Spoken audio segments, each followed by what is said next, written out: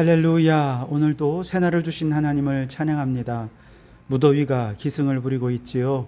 무더위 가운데 건강 조심하시고 영적으로도 게을러지지 마시고 말씀 충만, 은혜 충만한 하루를 보내시기를 주님의 이름으로 축원합니다. 자, 오늘 우리에게 주시는 하나님 말씀은 신명기 5장 말씀인데요.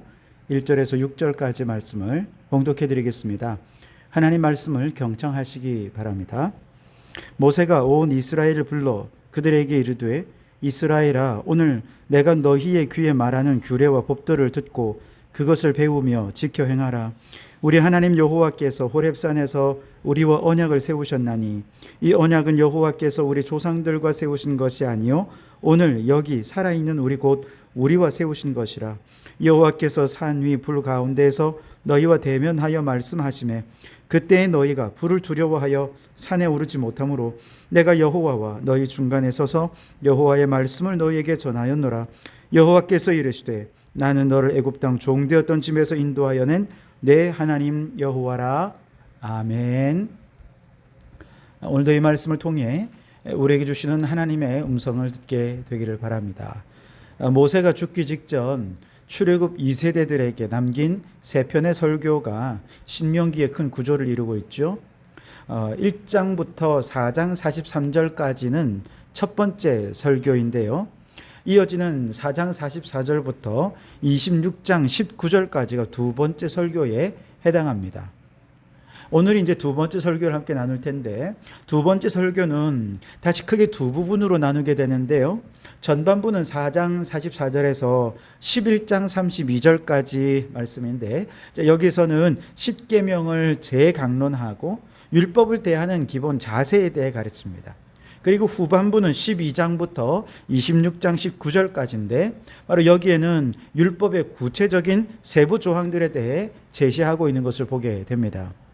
자, 그 중에 오늘 우리가 읽은 신명기 5장의 말씀은 모든 구약의 율법의 모범이고 성도들이 영원히 지킬 모든 계율의 원형이라 말할 수 있는 십계명을 반포하는 내용입니다. 먼저 십계명을 반포하기 전에 1절부터 6절까지는 시내산 언약을 체결했던 그 사건을 회고하고 있는데요. 바로 그 시내산, 즉 호렙산에서 온 백성들을 대신해서 모세가 산 위에 올라가서 불 가운데 나타나신 하나님과 대면하여 이 계명을 받게 되었죠. 자, 그런데 오늘 본문에서 특별히 모세가 강조해서 언급한 게 뭐냐? 3절 말씀에 보시면 이 언약은 여호와께서 우리 조상들과 세우신 것이 아니요 오늘 여기 살아있는 우리 곧 우리와 세우신 것이라 이렇게 말씀을 하셨습니다. 당연히 이 십계명은 출애굽 1세대들이 30여 년 전에 호렙산에서 맺은 것이죠. 그러나 이들은 불신앙으로 지난 30여 년 동안 광야에서 모두 죽어버렸고 지금 모세의 이 설교를 듣고 있는 사람들은 출애굽 2세대들이죠. 모세는 이제 선포하는 이 십계명의 말씀이 단지 과거의 선조들과만 맺어진 그저 옛날 언약이 아니라 새 시대에 가나안 정복의 사명을 부여받은 출애굽 2세대들에게도 오늘 지금 이들에게도 여전히 유효한 말씀이다 라고 하는 것을 얘기해 주고 있는 것이죠. 왜냐하면 하나님의 호렙산 언약은 단지 출애굽 당시 이스라엘 백성들에게만 주어진 말씀이 아니라 그들로 대표되는 오고 오는 모든 하나님이 택하신 백성들과 맺은 언약이기 때문에 그렇습니다.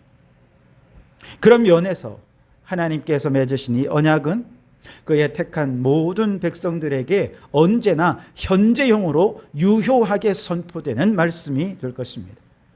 비록 성경이 쓰여진 시대적인 배경, 문화적이거나 혹은 지리적인 배경에 여러 차이가 있을지 모르겠지만 그 모든 차이를 뛰어넘어 오늘 우리에게 말씀하시는 하나님의 진리, 하나님의 뜻이 바로 이 언약 속에 빠짐없이 녹아있기 때문에 그렇습니다.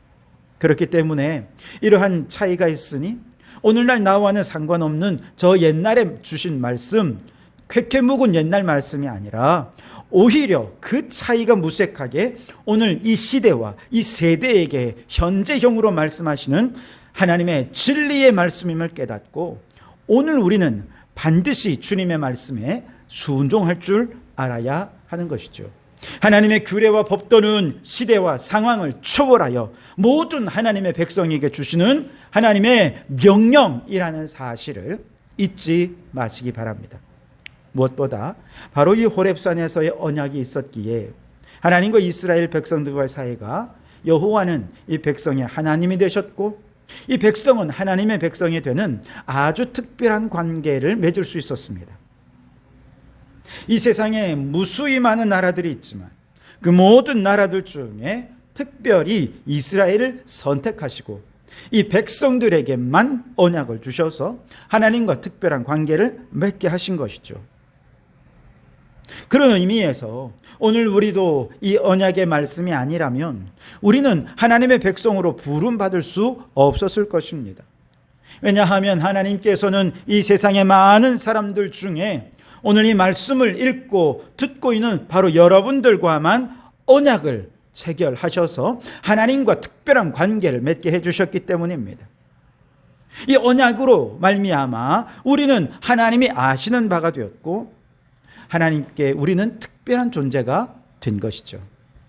베드로는 하나님과 우리 사이에 이런 특별한 관계에 대해서 너희는 택하신 족속이며 왕같은 제사장들이요 거룩한 나라요 그의 소유된 백성이다 이렇게 증거했습니다. 바로 이러한 특권은요 하나님의 언약을 가진 사람들에게만 주어지는 특권이라 할 수 있는 것입니다. 그런데 이처럼 하나님의 언약을 받을 수 있는 특별한 사람이 되는 건 내가 그렇게 되고 싶다고 되는 겁니까? 그렇지 않습니다. 오직 하나님의 전적인 은혜로 하나님의 택하신 사람들에게만 이 특권이 주어집니다.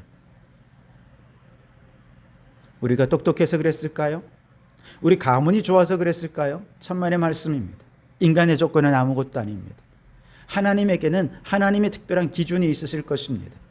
하나님의 기준에 보아서 오늘 우리가 하나님께 선택되고 하나님의 백성으로 부름받을 수 있었다는 것은 이건 엄청난 은혜요 축복이 아닐 수 없습니다. 지구상에 80억이 넘는 인구가 있다고 하는데 그 80억 인구 가운데서 그 가운데 대한민국 창원에서 그리스도인으로 선택받을 확률이 얼마나 되겠습니까? 이것은 어쩌면 로또 당첨되는 것보다 더 어려운 일일 것입니다. 그런데 그 어려운 기적이 오늘 저와 여러분에게 일어나서 우리가 하나님의 택한 백성, 언약 백성이 된 것이죠. 여기에는 하나님의 아주 특별한 은혜와 특별한 섭리가 있었던 것이죠. 그렇다면 하나님의 언약의 말씀을 귀히 여기는 것 당연한 것 아니겠습니까? 이 엄청난 은혜를 받은 우리가 하나님께서 언약 백성에게만 주시는 이 말씀을 귀히 여기지 않으면 이 세상 누가 그 말씀을 귀히 여길 수 있단 말입니까? 여러분, 보석의 가치를 아는 사람은 보석을 당연히 귀히 여기죠. 가치를 모르는 사람들은 그저 길바닥에 굴러다니는 돌덩이에 불과합니다. 돼지 목에 진주 목걸이를 아무리 걸어줘 봐야 거추장스럽게 여기고 금방 빼버리지 않겠습니까? 여러분은 하나님의 언약이라고 하는 이 말씀의 보석의 가치를 알아보는 사람입니까? 아니면 그 가치를 모른 채 그냥 귀찮아하고 말씀을 그냥 여기저기서 얼마든지 들을 수 있고 얼마든지 손에만 들면 성경을 가까이 할 수 있는 그냥 굴러다니는 돌 같은 그 정도로 성경을 생각하고 있습니까? 때로는 이 말씀이 의무와 규정이 되어서 나를 속박하는 것처럼 여기며 귀찮아하고 있지는 않으십니까? 특별히 여러분 오늘 십계명의 말씀처럼 주의를 거룩히 지키라 하는 주님의 계명이 여러분에게는 그저 귀찮은 의무인 것은 아니지요. 물론 주의를 범하는 성도들 중에는 나름의 이유와 변명거리가 다 있습니다. 그 중에는 꽤 타당하고 불가피해 보이는 사정들도 있어 보입니다. 그러나 분명한 것은 하나님께서는 어떤 이유라도 그것을 기뻐하지 않으신다는 것입니다.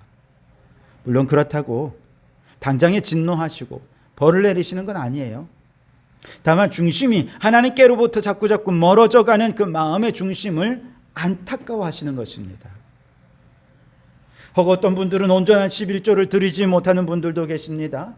마음은 굴뚝 같고 하나님께 드려야 함을 알지만 도저히 형편이 너무너무 어려워서 11조를 드리지 못하는 형편에 계신 분들이라면 하나님은 그 마음의 중심을 보시고 이미 11조를 받은 거나 다름없는 마음으로 그를 사랑하실 것입니다. 그러나 충분히 11조를 드릴 수 있는 형편이 되는데도 돈이 아까워서 11조도 못하고 감사도 못하고 혹은 11조를 하기는 하지만 그저 일부만 자기 나름대로 규정을 가지고 그렇게 일부만 드린다면 그건 곧 하나님의 물질을 도둑질하는 것과 같습니다. 십계명 말씀에 도둑질하라 하지 말라라고 하시는 이 언약의 말씀은 하나님의 것, 그것이 물질이 되었던 그것이 시간이 되었던 그 모든 것은 다 하나님의 것으로 여기고 내 뜻대로 사용하는 것이 아니라 하나님께 바치는 하나님의 것으로 인정하고 하나님께 바칠 줄 아는 지혜로운 사람이 되라라고 말씀하시는 것이죠. 그렇지 않고 그냥 내가 원하는 데 쓰고 하나님께 바치는 데 인색하다, 그는 이미 하나님의 것을 도둑질하는 사람이 되는 것이죠. 그러니 여러분, 나 같은 죄인을 하나님과 특별한 관계에 맺게 해주신 이 언약의 말씀이 얼마나 귀하고 놀라운 가치가 있는지 그 가치를 알아보는 눈이 있기를 바랍니다. 그리고 그 언약의 말씀에 기쁨으로 순종하는 우리 성도들이 되실 수 있기를 바랍니다. 또 하나, 이 계명의 말씀이 얼마나 권위가 있는 말씀인지 깨닫는 눈이 열려질 수 있기를 바랍니다. 22절 말씀에 여호와께서 이 모든 말씀을 산 위 불 가운데 구름 가운데 흑암 가운데에서 큰 음성으로 너희 총회에 이르신 후에 더 말씀하지 아니하시고 그것을 두 돌판에 써서 내게 주셨느니라 그랬습니다. 자, 이 십계명의 두 돌판을 누가 쓰셨어요? 모세가 붓을 들어 썼습니까?